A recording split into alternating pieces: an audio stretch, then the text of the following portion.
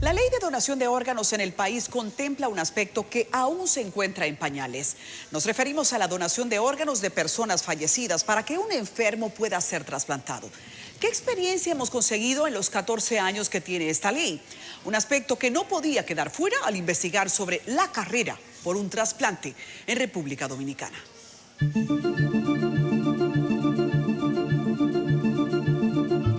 La Ley 329-98 regula la donación de órganos de personas fallecidas en República Dominicana. Para que esto se realice, se establecen varias condiciones: que el órgano a trasplantar se encuentre sano, que la persona no haya dispuesto a una oposición en vida y la aprobación escrita de los familiares a quienes la ley atribuye poder decidir sobre un familiar muerto. Debe ser un pariente colateral hasta el 4º grado. Fue con la intención de que la actividad de trasplante en nuestro país esté sujetada a un marco legal. Y con ella entonces se nos permite a nosotros iniciar toda esta actividad como todo un programa que ha sido implementado en nuestro país, fundamentalmente cuando se trata de la donación del paciente fallecido.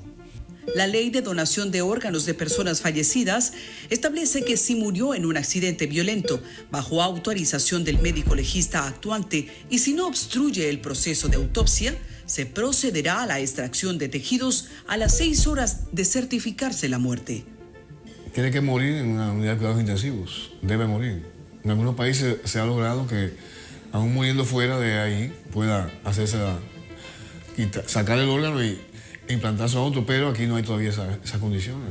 Hay unas condiciones tecnológicas demasiado grandes y de protección y de medios, helicópteros y ese tipo de cosas. Pero normalmente tiene que morir en una unidad de cuidados intensivos y la ley da unas 6 horas para que se establezca la muerte cerebral, mediante pruebas que se hacen, que ya cesó toda actividad encefálica, perdió la electricidad en el cerebro. Y entonces así se hace ya la decisión de que esa persona puede ser donante. Entonces ahí viene el proceso con la familia, de tratar de que la familia done. Se establece un absoluto criterio de confidencialidad en los casos de donación de órganos de fallecidos. El receptor nunca sabrá quién fue su donante y los familiares del fallecido tampoco sabrán quién fue el beneficiado.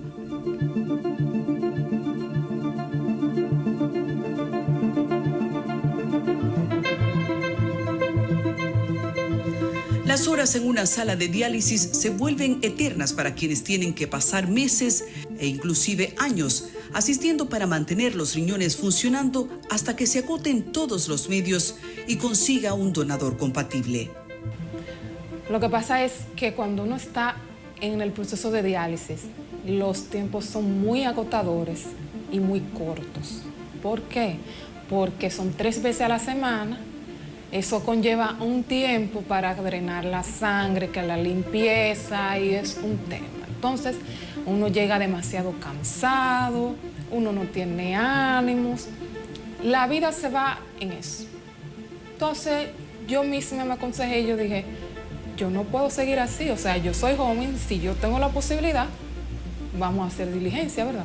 Leira tuvo la fortuna de durar menos de 1 año en lista de espera.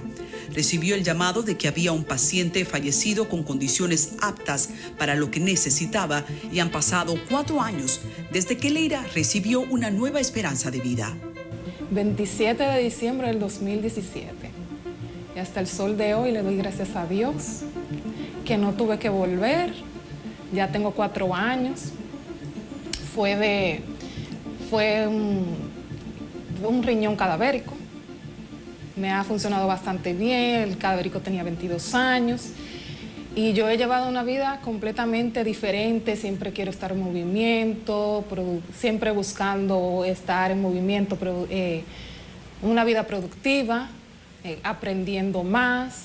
En el país, según el Instituto Nacional de Coordinación de Trasplantes, se han realizado 311 cirugías gracias a órganos de personas fallecidas. Un número muy bajo frente a los 4.123 trasplantes que se han realizado en el país desde el 2008, cuando inició la ley.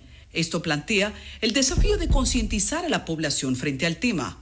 Cada día me convenzo más de que Es una actividad muy humana y es una actividad que vale la pena llevar a cabo por siempre, porque cuando nos vamos a la tumba, nuestros órganos allí van a pudrirse. Sin embargo, cuando decidimos o tomamos la decisión de donarlos, estamos dándole vida a otro ser humano y estamos dándole calidad de vida y estamos poniendo sonrisas en las personas que sufren, tanto en los enfermos como en sus familiares.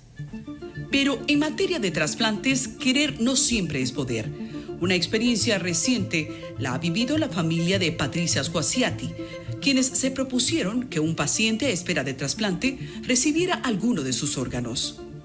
Y que la gente lo asuma como sí, como bueno, ya no lo necesitas más y otros sí lo están necesitando, extender la vida de una persona, wow, o sea, conozco casos de gente que han sido, digamos, calificadas de héroes y heroínas. Gente que muere por una situación y salvan a 4. Por favor, qué mejor despedida que esa. Carlos establece que en el momento en que se dieron cuenta que Patricia podía morir, tuvo claro lo de la donación de sus órganos. Yo hice una reflexión y entendía que era posible que muriera y por tanto lo más humano posible, lo más humano era hacer el intento de que los órganos pudieran ser donados. No era la primera experiencia para esta familia, que en 2017 ya había dispuesto la donación de órganos del patriarca. Pero tampoco se pudo, por una circunstancia que hubo ahí, tampoco se pudo donar, pero también hubo la intención de hacerlo. En el caso de su padre, la coordinación de la familia se dio tras haber fallecido en casa, lo que comprometió ciertos protocolos médicos. La situación ideal para donar órganos es que el cuerpo esté en cuidado intensivo con la vida sostenida por aparatos, ¿no? Es decir, con una vida artificial sostenida, sabiendo que ya hay, por ejemplo, muerte cerebral. Es decir, que la muerte es inminente. Entonces, porque así los órganos están, ¿no? Si es, por ejemplo, una muerte por una determinada causa, los otros órganos están en condiciones. Sobre Patricia Squasiati, quien falleció producto de traumas luego de una situación de tránsito, los médicos consideraron que los golpes en su cuerpo comprometían el estado de bienestar de los órganos que pudieron haber sido trasplantados. O sea, fue una decisión prácticamente mía y de mi hermano, que aceptó también y estuvo de acuerdo. Pero no, ella no manifestó esa intención. Yo sí, como te digo, o sea, yo creo que lo más responsable que podemos hacer es, por favor, que otro mejore con lo que uno pueda aportar, ¿no? ¿Cuánto cuesta un trasplante de riñón en el país? En la realización de un trasplante renal cadavérico, el paciente necesita una inversión de 1.190.000 pesos. De ese monto, 190.000 corresponden a la detección, mantenimiento y coordinación de la extracción de los riñones.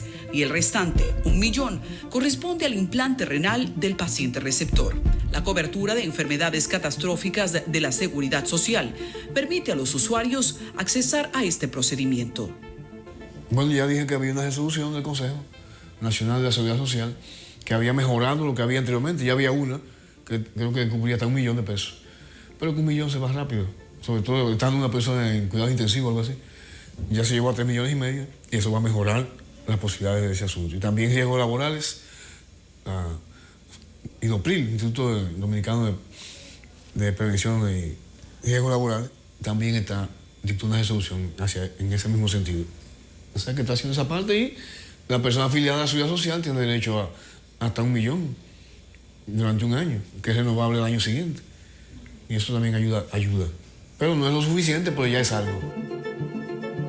La percepción de la población sobre la donación de órganos de personas fallecidas es bastante divorciada de la realidad, según expertos, quienes hacen esfuerzos importantes para que sean desmontados los mitos que impiden a enfermos, donantes y familiares de los donantes entender el milagro que representan los trasplantes. Cuando la familia no comprende bien el proceso, entienden que al extraer los órganos es cuando realmente el paciente va a fallecer. Y no es así, ya ha fallecido. Porque de hecho se hace una investigación muy meticulosa de la parte neuronal.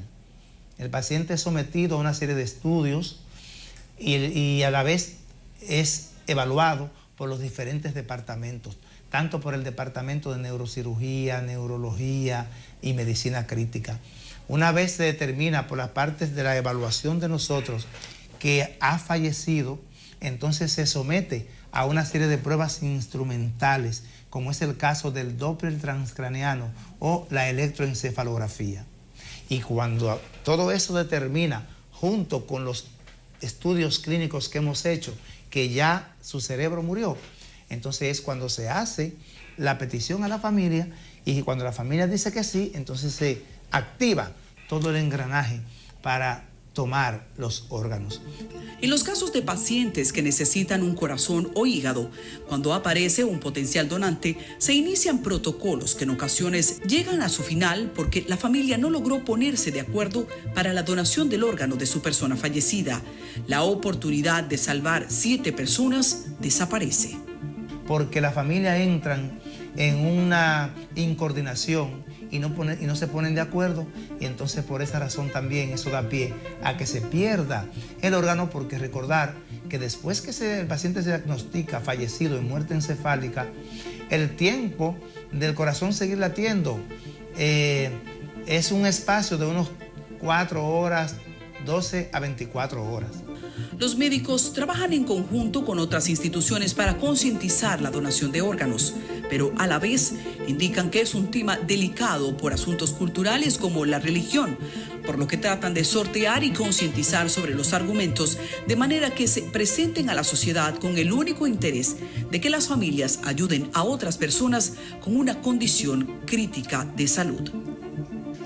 Una reducida población en República Dominicana es consciente del poder de un trasplante y de la capacidad que tienen de poder salvar vidas, en la medida en que un paciente, pariente fallecido, muere y puede también ser un actor en esta cadena de amor. Se responsabiliza a las autoridades de parte del desconocimiento por las pocas campañas de incentivo y orientación adecuada que se han realizado en el país.